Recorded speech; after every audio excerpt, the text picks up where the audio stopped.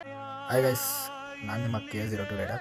ಏನಿಲ್ಲ, ಹೀಗೆ ರೀಲ್ಸ್ನ ಸ್ಕ್ರಾಲ್ ಮಾಡುವಾಗ ಹಾಗೆ ಒಂದು ರೀಲ್ಸ್ ನೋಡಿದೆ, ಜೊತೆಗೆ ಪೋಸ್ಟು ಕೂಡ ನೋಡಿದೆ. ರೀಸೆಂಟಾಗಿ ಆಗಿರೋದು ಇದೊಂದು ಮ್ಯಾಟರು. ಅಷ್ಟೇ ಅಲ್ಲ, ತುಂಬಾ ನೋಡ್ತಾನೆ ಇದ್ದೀವಿ ರೀಲ್ಸ್ನ. ಸ್ಕ್ರಾಲ್ ಮಾಡ್ತಾ ಮಾಡ್ತಾ ಬರೀ ಎಲ್ಲಿ ನೋಡಿದ್ರು ಅವ್ರಿಗೆ ರೇಪ್ ಆಗಿದೆ, ಇವ್ರಿಗೆ ರೇಪ್ ಆಗಿದೆ ಅಂತ.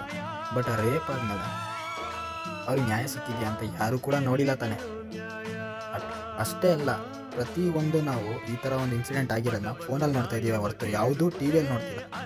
ಯಾಕೆ ಮೀಡಿಯಾದವ್ರಿಗೆ ಬರೀ ಸೆಲೆಬ್ರಿಟೀಸ್ ಮುಖ್ಯ, ಇಂಥ ಒಂದು ಮ್ಯಾಟರ್ಸ್ ಎಲ್ಲ ಅವ್ರಿಗೆ ಮುಖ್ಯ. ದರ್ಶನ್ ಅವ್ರು ಜೈಲಲ್ಲಿದ್ದಾಗ 1 ತಿಂಗಳು 2 ತಿಂಗಳು 6 ತಿಂಗಳವರೆಗೂ ಬರೀ ಅದನ್ನೇ ತೋರಿಸೋದು. ಅವರು ತಿಂದಿದ್ದು, ಮಲಗಿದ್ದು, ಹೋಗಿದ್ದು, ಬಂದಿದ್ದು, ಯಾವ ಸಿಗರೇಟ್ ಸೇದೋರು, ಹೆಂಗೆ ಕೂತವ್ರೆ, ಇವನ್ನೇ ತೋರಿಸೋದು. ಅದೇ ಇಂಥ ಒಂದು ಇನ್ಸಿಡೆಂಟ್ ಆಗಿನ ಯಾಕೆ ಇನ್ನೂ ಟಿ ವಿಯಲ್ಲಿ ತೋರಿಸಿಲ್ಲ? ಅದೇ ಅವ್ರ ಮನೆ ಹೆಣ್ಮಕ್ಳಿಗಾದ್ರೆ ಮಾತ್ರ ಅದು ಅನ್ಯಾಯ. ಬೇರೆಯವ್ರ ಮಕ್ಳು ಯಾರು ಮಕ್ಕಳಲ್ವಾ? ಇವತ್ತು ಬೇರೆಯವ್ರ ಮಕ್ಳಿಗಾಗಿದ್ದು ನಾಳೆ ನಮ್ಮ ಮಕ್ಳಿಗಾಗಲ್ಲ ಅಂತೇನು? ಯಾಕೆ ಯಾರ ಕೈಲೂ ಮುಂದೆ ಬಂದು ನಿಂತು ಸಪೋರ್ಟ್ ಮಾಡೋಕ್ಕಾಗಲ್ಲ?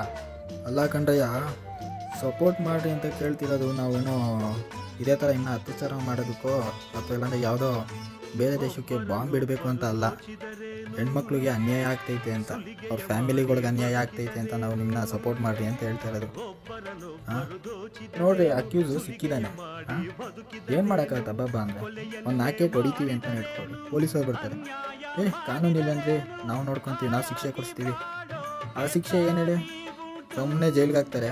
ಅಲ್ಲಿ ಆರಾಮಾಗಿ ದನ ತಿಂದಂಗೆ ತಿನ್ಕೊಂಡು ಒಳಗಡೆ ಆರಾಮಾಗಿ ಶಿಕ್ಷೆನೂ ಅನುಭವಿಸ್ತಾ ಇರ್ತಾರೆ, ಜೊತೆಗೆ ಮಜಾನೂ ಮಾಡ್ತಾ ಇರ್ತಾರೆ. ಇಂಥ ಕೆಟ್ಟ ಕೆಲಸ ಮಾಡಿಕೊಂಡು ಜೈಲಿಗೆ ಹಾಕ್ಬೇಕಾ? ಯಾಕೆ ಪಬ್ಲಿಕ್ ಕೈಗೆ ಕೊಡೋಕ್ಕಾಗಲ್ವಾ?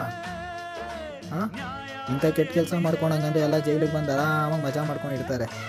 ಒಂದು 6-7 ತಿಂಗಳ, 1 ವರ್ಷನೋ ಶಿಕ್ಷೆ ಅನ್ಬೋದು ಈಚೆ ಬರ್ತಾರೆ, ತಿರ್ಗಿ ಅದೇ ಕೆಲಸ ಮಾಡ್ತಾರೆ. ಈಗ ಇಷ್ಟೇ ಹೇಳೋದು ಗೈಸ್, ಪ್ರತಿಯೊಬ್ಬರು ಕೂಡ ನಾವು ರಿಕ್ವೆಸ್ಟ್ ಮಾಡ್ತೀವಿ, ಸಪೋರ್ಟ್ ಮಾಡಿರಿ.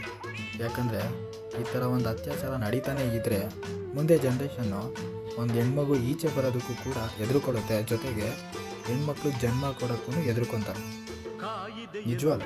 ಸೊ ಅದಕ್ಕೆ ನಾನು ಹೇಳ್ತಾ ಇರೋದು, ಎಲ್ಪ್ ಮಾಡಿ. ಯಾರಿಗೆ ಹೇಳಿ?